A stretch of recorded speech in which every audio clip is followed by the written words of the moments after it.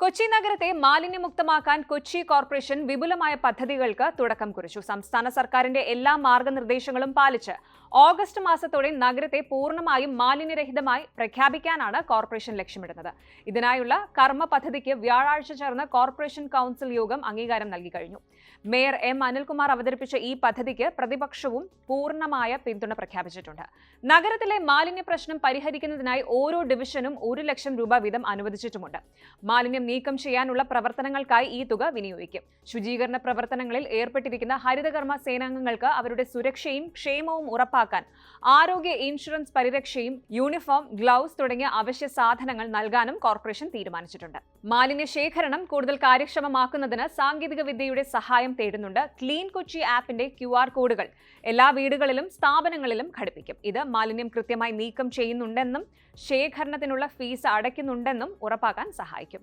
അതായത് ഓരോ വീട്ടിലെയും മാലിന്യത്തിന്റെ അളവും ശേഖരിക്കുന്നതിന്റെ കൃത്യതയും QR കോഡ് സ്കാൻ ചെയ്യുന്നതിലൂടെ അധികൃതർക്ക് മനസ്സിലാക്കാൻ സാധിക്കും.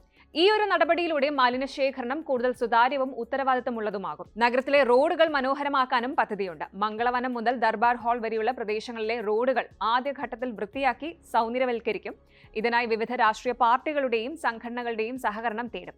കൗൺസിലർമാർ തങ്ങളുടെ ഡിവിഷനുകളിലെ ഓരോ വീടുകളിലും സ്ഥാപനങ്ങളിലും QR കോഡുകൾ സ്ഥാപിച്ചിട്ടുണ്ടെന്ന് ഉറപ്പാക്കണമെന്ന് മേയർ നിർദ്ദേശിച്ചിട്ടുണ്ട്. കൂടാതെ കടകളിലും മറ്റ് സ്ഥാപനങ്ങളിലും പരിശോധനകൾ നടത്താനും നിർദ്ദേശമുണ്ട്. മാലിന്യ ശേഖരണം കൂടുതൽ കാര്യക്ഷമമാക്കാൻ ഒരു കലണ്ടർ അടിസ്ഥാനമാക്കിയുള്ള സംവിധാനം നടപ്പിലാക്കുമെന്നും മേയർ അറിയിച്ചു. ലൈസൻസ് ഇല്ലാതെ പ്രവർത്തിക്കുന്ന വാണിജ്യ സ്ഥാപനങ്ങളെ കണ്ടെത്താനും നടപടിയെടുക്കാനും കോർപ്പറേഷൻ തീരുമാനിച്ചിട്ടുണ്ട്. മാലിന്യം നീക്കം ചെയ്യാനും ശേഖരിക്കാനും കൂടുതൽ വാഹനങ്ങളും മറ്റ് സൗകര്യങ്ങളും ലഭ്യമാക്കും.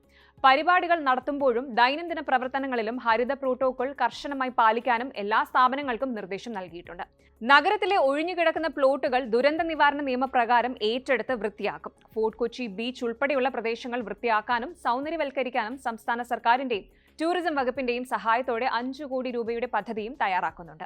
ഈ മാലിന്യമുക്ത പദ്ധതിയുടെ പുരോഗതി നിരീക്ഷിക്കുന്നതിനായി ഒരു മോണിറ്ററിംഗ് കമ്മിറ്റിയും രൂപീകരിക്കും. കോർപ്പറേഷൻ സെക്രട്ടറിക്ക് കീഴിലായിരിക്കും ഈ കമ്മിറ്റി പ്രവർത്തിക്കുക. നിശ്ചിത സമയപരിധിക്കുള്ളിൽ ലക്ഷ്യം കൈവരിച്ചില്ലെങ്കിൽ ഈ കമ്മിറ്റിക്ക് ഉത്തരവാദിത്തമുണ്ടായിരിക്കും. കൊച്ചി നഗരത്തിലെ മാലിന്യ പ്രശ്നം വർഷങ്ങളായി വലിയ വെല്ലുവിളിയാണ്. പ്രത്യേകിച്ച് ബ്രഹ്മപുരം മാലിന്യ പ്ലാന്റിലെ തീപിടുത്തവും അതിനെ തുടർന്നുണ്ടായ ആരോഗ്യ പ്രശ്നങ്ങളും നഗരവാസികൾക്ക് വലിയ ആശങ്ക നൽകിയിരുന്നതാണ്.